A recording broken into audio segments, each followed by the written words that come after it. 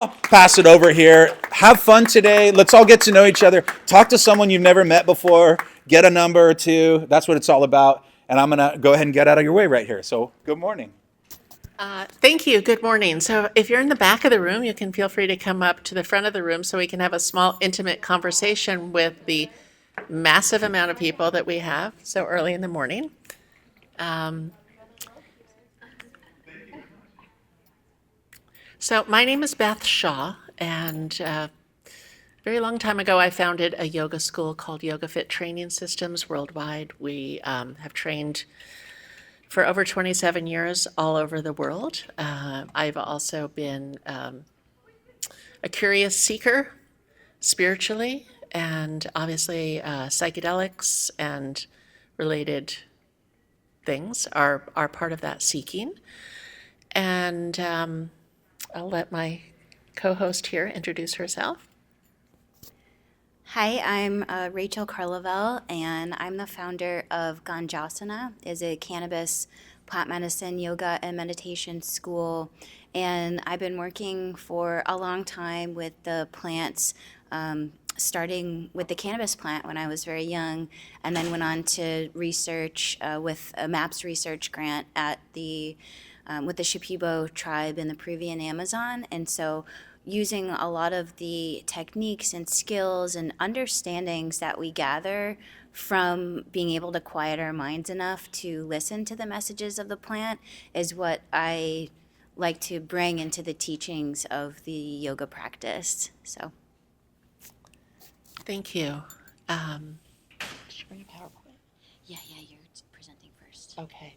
All right. So for as long as, really, through the history of mankind, people have been seeking spiritual experiences, probably using yoga and meditation. We were able to access higher realms of consciousness. I myself have had just as powerful experiences using yoga and meditation as I have via psychedelics, ayahuasca, and other plant medicines. And to look at them as two sides of the coin, I think is very valuable, because if the goal is union with self, with cosmic consciousness, with everything, there's so many different ways that we can get there. And, one can combine the two using psychedelics and yoga and meditation. I have to say that I actually have not had as much experience with the combining of the two as in two separate courses of action.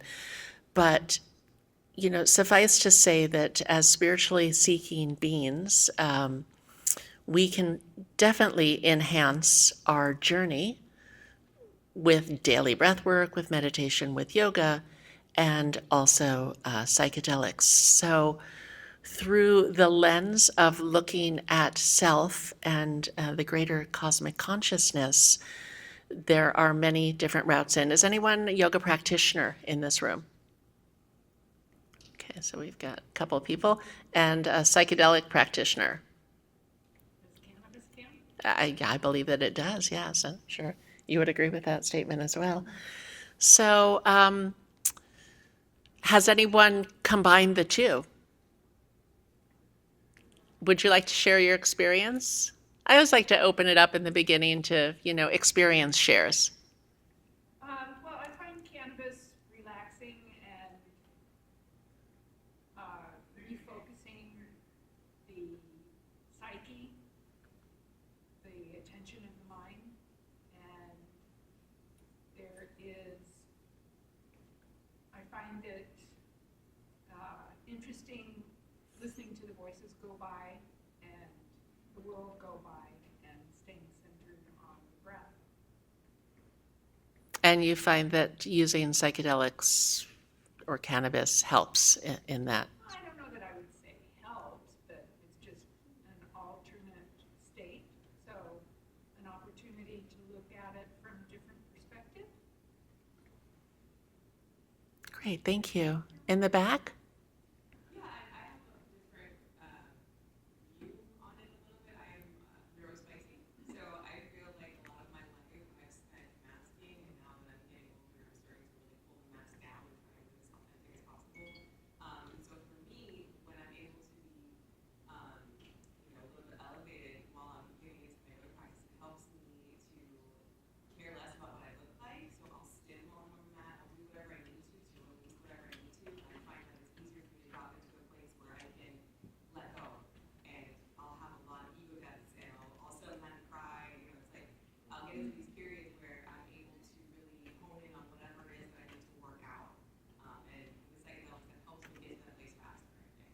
So you mentioned you're a neuroscientist, right? I'm neurospicy, so I'm on the spectrum somewhere. Okay. Oh, okay. All right. So we all know that regular breath work, yoga practice can shift our neural pathways and actually create new neural pathways. Much like a pattern interrupt, like a heavy duty dose of psychedelics will create new neural pathways or get people out of their loop. Ketamine does the same thing. LSD, mushrooms. I do a lot of speaking on yoga for anxiety and depression, which, by the way, are two completely different practices physically. But also, then you layer in things like perhaps ketamine treatments or psychedelic experience to really break people from their habitual mental holding patterns, which we would call neural pathways. So I think the intersection of psychedelics and yoga has not been studied as much because, let's face it, clinical research doesn't happen unless people can monetize it. But, ancient tribes in Peru have been using yoga and meditation as well as plant medicine for a very long time.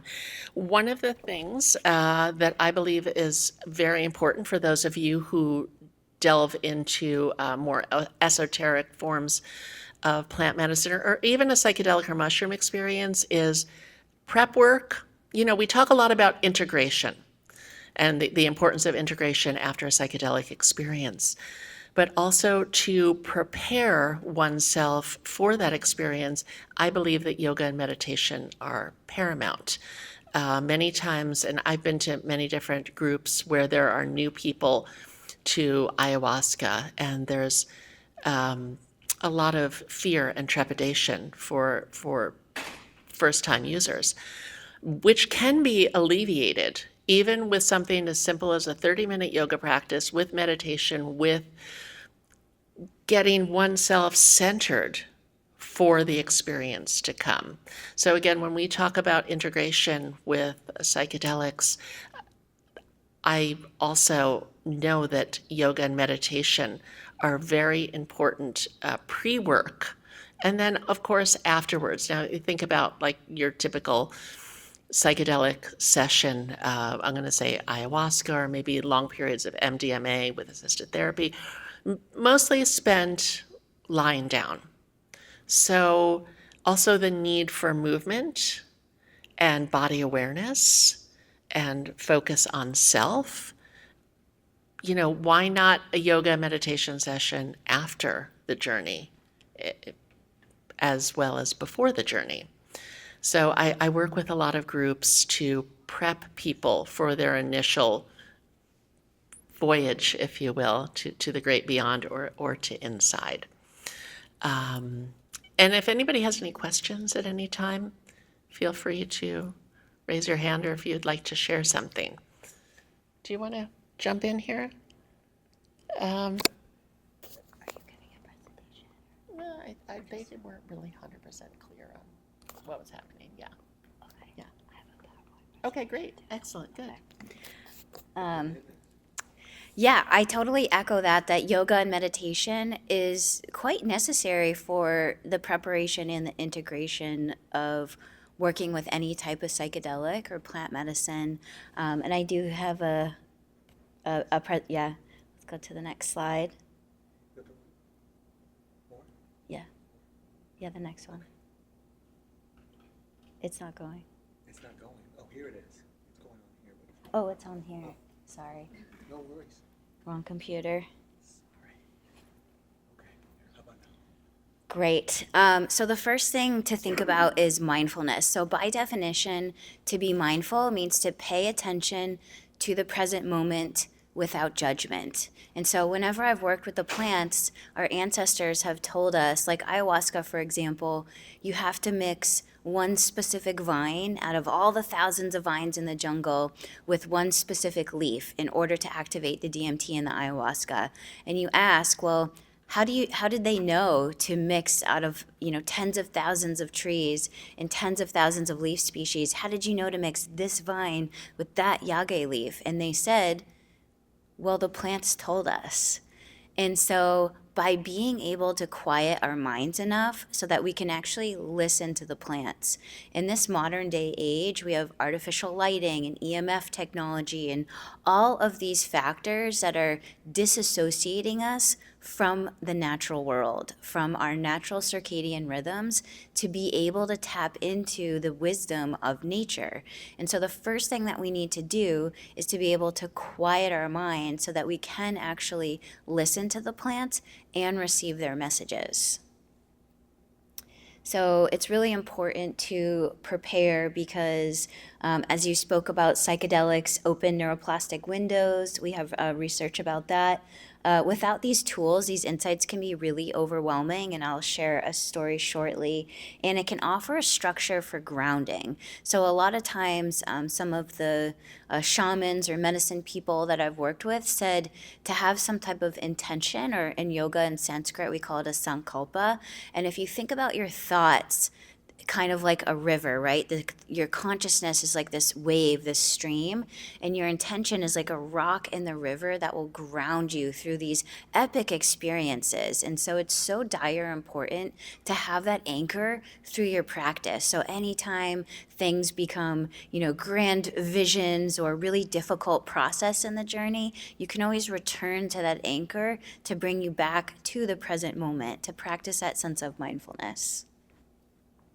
And so in essence, in yoga, what we're trying to do is to bring our body into the parasympathetic nervous system. So that's the rest and digest space, where most of us are operating in the sympathetic, or that's that stressful state.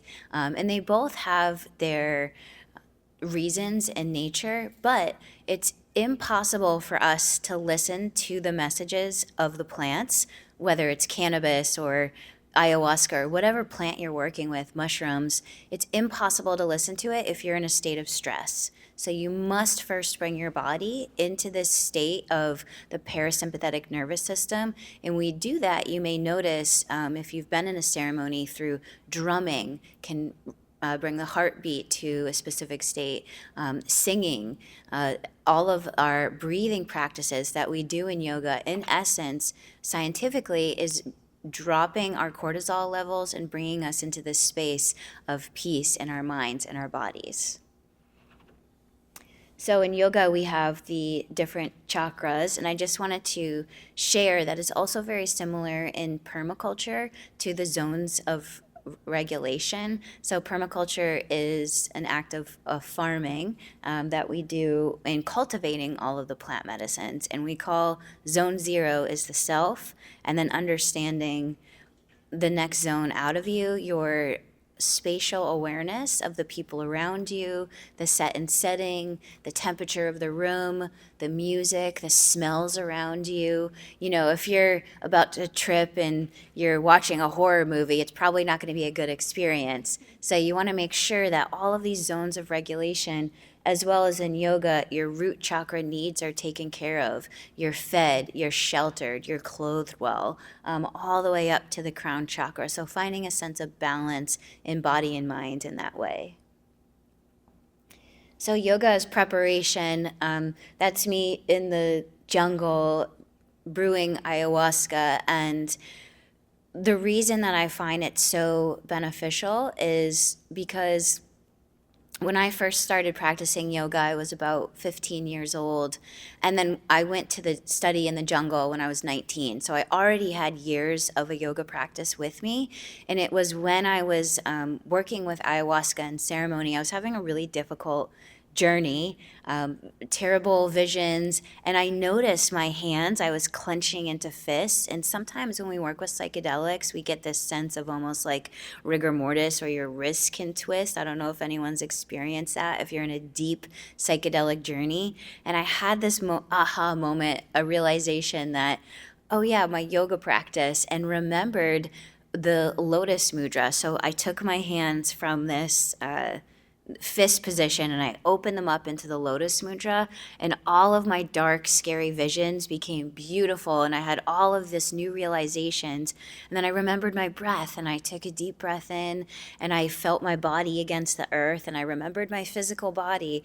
I had sort of this deep experience of a rebirth of my whole self. Like I went through the birth canal again, and it was kind of scary. So to come back to my practice felt like such an essential tool to have with us on these psychedelic journeys. So it's really important to have these tools with us, and it's also important to note that yoga comes from this practice of Ayurveda, which means the science of life. And they say that cannabis, for example, is one of the 5 sacred herbs in the Bhagavad Gita. And there is a story of Lord Shiva, the lord of the Ganja, that the cannabis seeds dropped on each place of the earth, the Amrita, and Shiva had to drink the poison of the demons. And in order to cool him down, he had to make an elixir called bhang. So it was cannabis with a milk and a honey, a lipid and a sweet.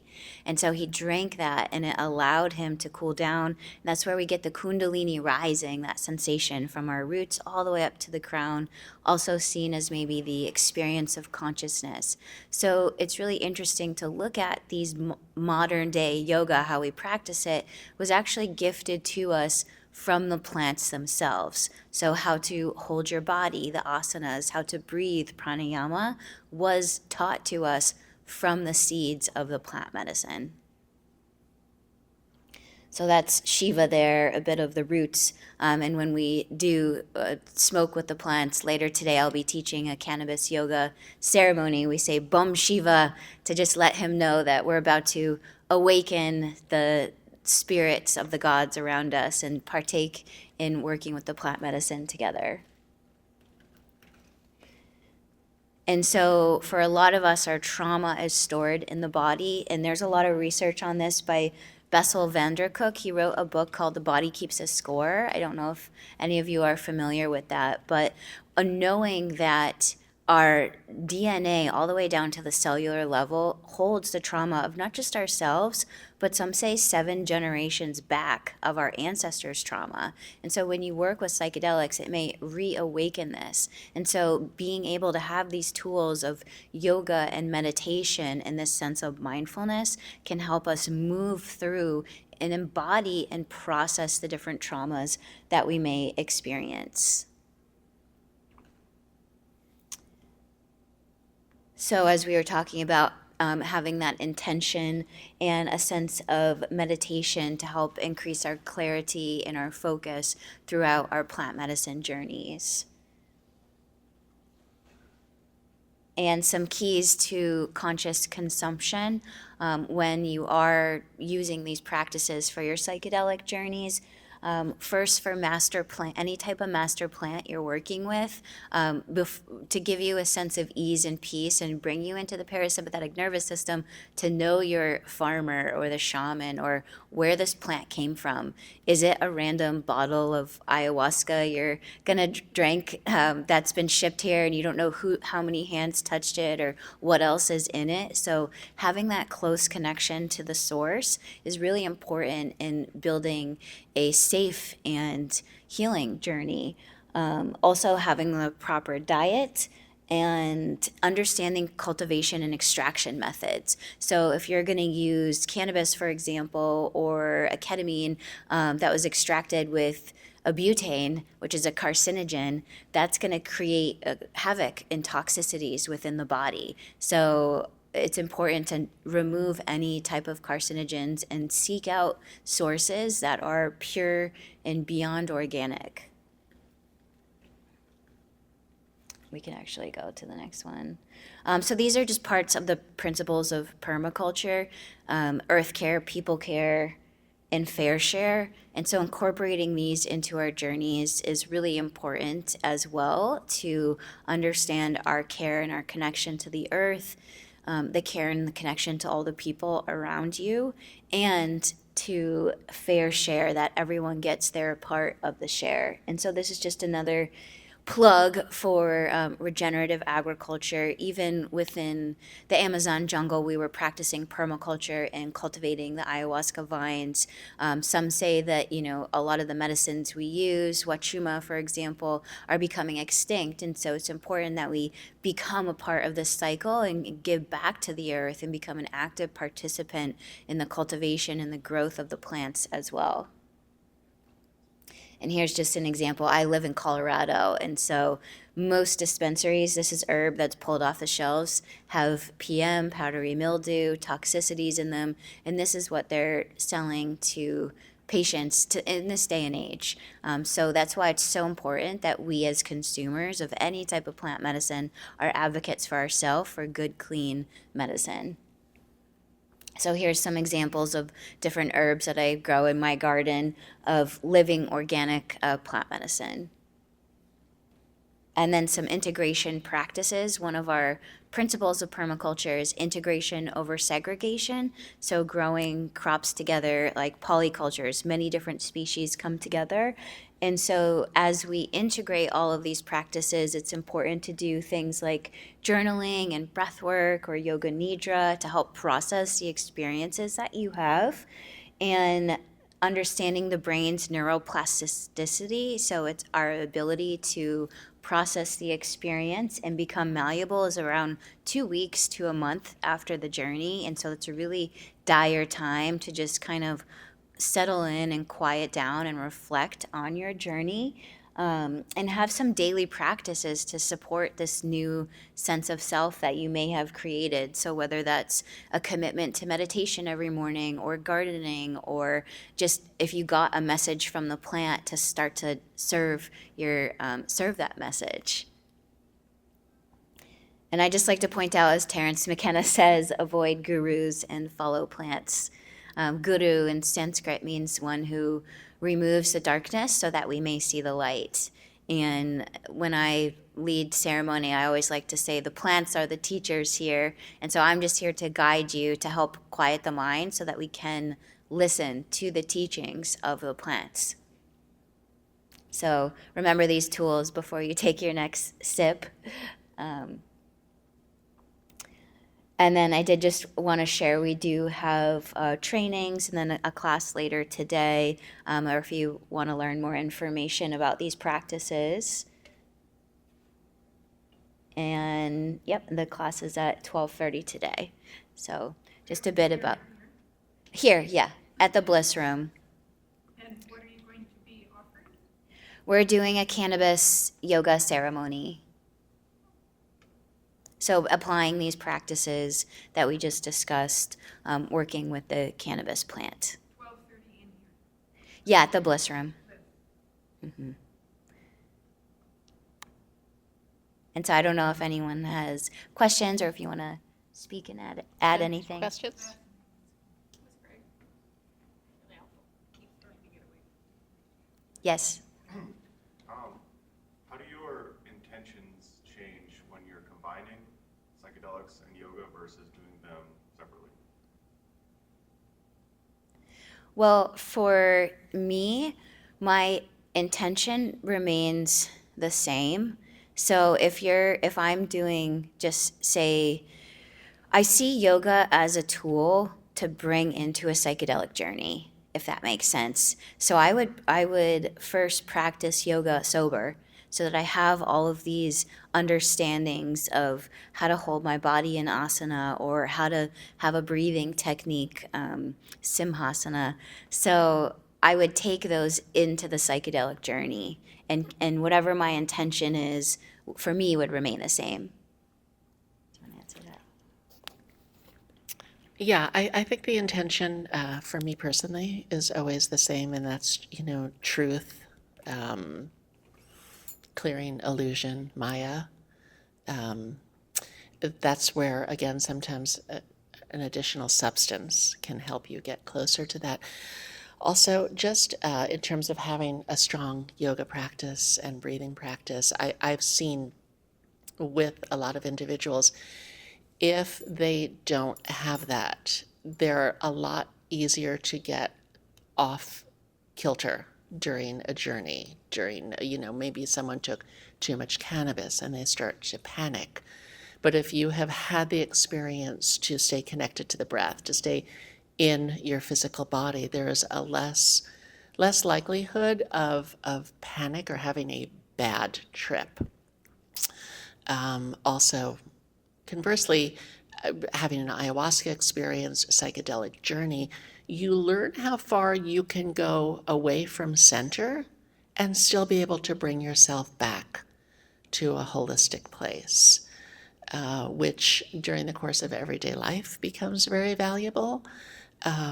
But again, I can't even imagine doing any type of a plant medicine journey without having the tools of a yoga and breath practice to be able to stay centered and know that you're going to be okay, whatever visions come up, whatever memories come up, whatever, is trapped in your tissues, your DNA that has to be expressed, and you need that illumination. It's a lot easier when you know there is a place within you and outside where you will always be okay, you'll be grounded, you'll be peaceful, you'll be calm. And that's a very long-winded answer to your question. Yes? What is your experience with post-integration and what does that look like? Well, I mean, to me, the ideal post-integration does involve getting back into the body because we've spent in extended periods of time being in outer realms or inner realms, but not in the physical. I remember the first time I ever did a full LSD trip, actually one of the only times I did, I was in Big Sur. And, the things that I was going through in my life at that time started to peel away like the layers of an onion to the point where I was just breath and spirit in a beautiful setting for hours and hours and hours. And then, as the medicine wore off and I came back into my body and I went home and I took a warm shower, it was like, oh, okay, I'm in this body. Again, being grounded in the physical, because we're spiritual beings trapped in these physical bodies, for better, for worse, we're stuck in them. Extended periods of meditation, psychedelic journey can take us out, but ultimately we need to return to the vessel. And so to me, the ultimate integration practice involves giving people a greater sense of the body that they're in, getting comfortable with it. Every time I do any type of a medicine journey, I always realign myself to a state of perfect health and wellness, because remember that the body follows the mind. So if we can use our time in altered states to realign ourselves for a complete sense of holistic health and wellness. I do at the end of my yoga classes too. They're not on anything. I just remind them that the body does follow the mind.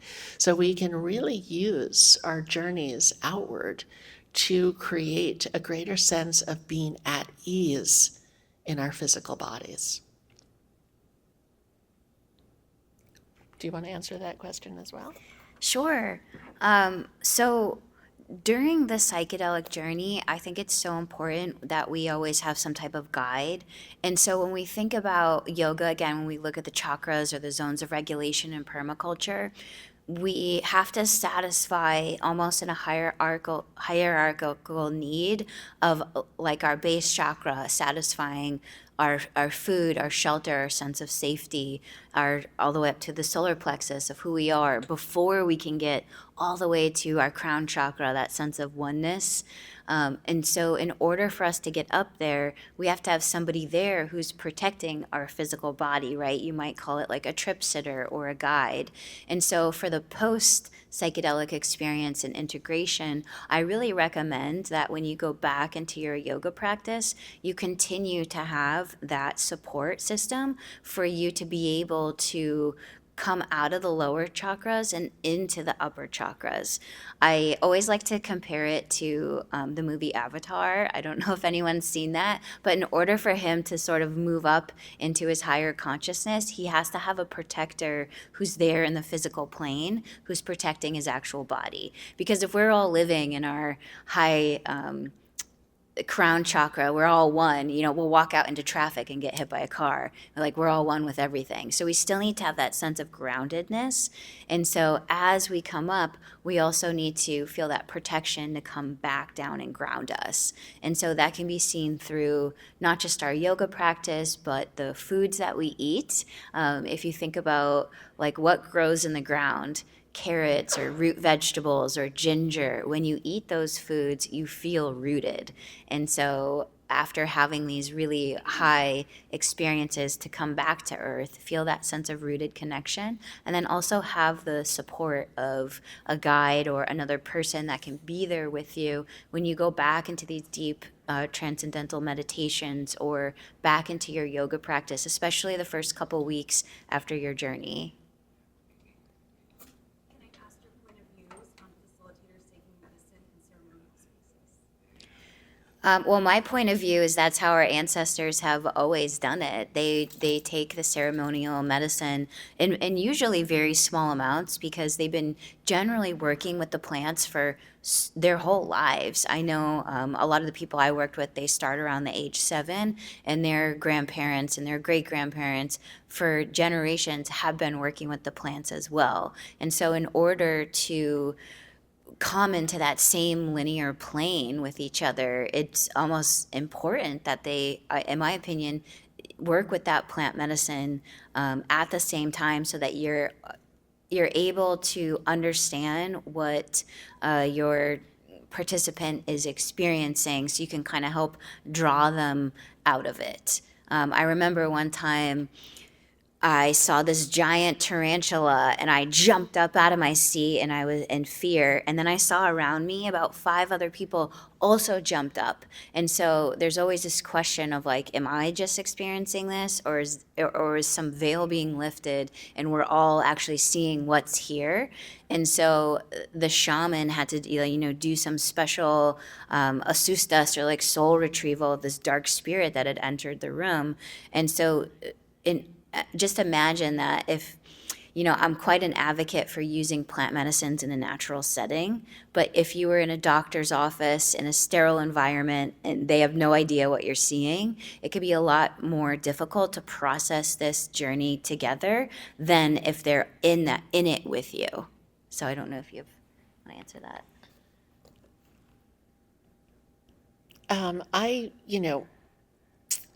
I agree with taking small amounts, much like if one is teaching yoga, you want to do some poses along with the students because it's important to understand what's happening in your body with the hope, not expectation, but hope that other people are having the same experience, whether it's stretching their hamstrings or, seeing God. So yeah, I think small amounts are great, but also being very mindful. And also, I think it's important to mention that a lot of people who seek out plant medicine have had some type of trauma in their lives, whether it is their own trauma in this lifetime or ancestral DNA trauma. So again, giving people the gift of being grounded in their bodies and safe in their bodies, especially for someone who has experienced trauma, it's very important. I wrote a book that came out just before the pandemic. It was called Healing Trauma with Yoga. And in there, we get into ways that we can literally release trauma from the body using yoga and other mind-body modalities, much like plant medicine will do for people when people are ready to release those traumas.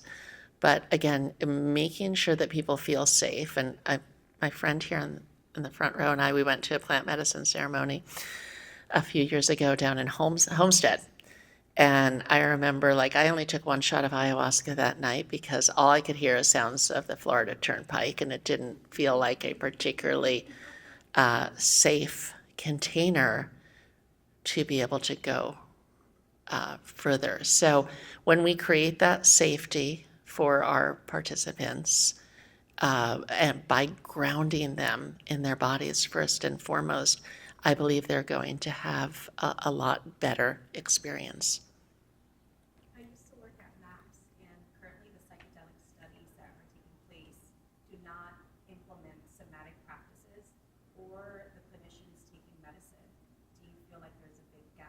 I feel like there is a huge gap there. I did a lot of work with Rick back in like 2017, 18. I toured all those, they were doing in the dental labs at NYU at the time. They were doing a lot of psychedelic research there, which is like not the most, even this, I have to say, like, I would love to see this conference happen somewhere on a farm, set and setting, right? Yeah, I think that not having they're missing, there's not even a word for how big that gap is. It's very unfortunate, which is why I think the more people get educated, the more people become advocates to some type of a physical grounding practice and breath work, pre and post journey, whether it's guided with a group or on your own. Wanna? Are there any kind of moving to more the physical and somatic part of the practice? Are there any like safety instructions you give people? Might they overexert themselves if they're trying to, feel out their bodies under the influence of a psychedelic? Kind of instructions around that? Yeah, that's a very good question. There could be potential for people to overexert themselves, but there also could be great potential for people to get their minds out of their way and get further into their bodies than they've ever experienced before. So I think really training people to listen to their bodies, which we do through the practice, is key. Much like prenatal yoga, they say just because you can doesn't mean you should. It's a good idea. I would hope that someone's, pre-psychedelic experience was not their first yoga or movement experience. But there are guidelines, and obviously if there are watchers in the room, if there's a multiple overseers to keep people out of harm's way. But I've not personally seen anyone fully overexert themselves.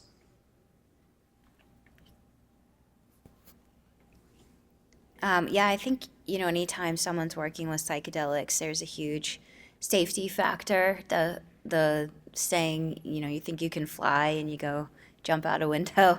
So you feel these great sensations in your body and then you want to be able to process them. And just going back to having a guide or a trip sitter who's there with that person, watching them every moment of the way, and having the yoga as tools of just giving them gentle reminders like remember your breath, or directing them to take a deep breath in and a deep breath out, and allowing them to use mudra, hand gestures, rather than you're not guiding someone into a handstand workshop while they're high on ketamine, for example, but really using in yoga there's many different limbs that we work with. So coming into all of those practices from ahimsa of non-harming the self and others, and just really keeping a sense of mindfulness on that whole practice. And so again, letting the yoga and the meditation be tools that they can refer back to during their journey. I think we might have time for one more question. I don't know if anyone has a question.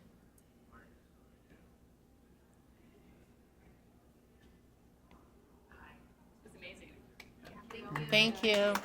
Do you want to tell people where to find you? Yeah, because my PowerPoint didn't load. Again, my name is Beth Shaw. I'm on Instagram at Beth Shaw Health. If you're in the Fort Lauderdale area, I've got a studio. It's called Be Yogafit.